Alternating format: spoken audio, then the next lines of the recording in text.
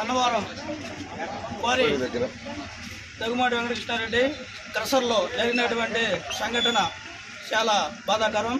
అదే సిచ్యువేషన్లో దగ్గుమాటి వెంకటకృష్ణారెడ్డి గారు ఉంటే హతమార్చాలని చెప్పేసి వైసీపీ బృందాలు అక్కడికి వెళ్ళేసి మాయనాథ కత్తులు కట్టాలతో ఆడ కాపు కాయడం జరిగింది.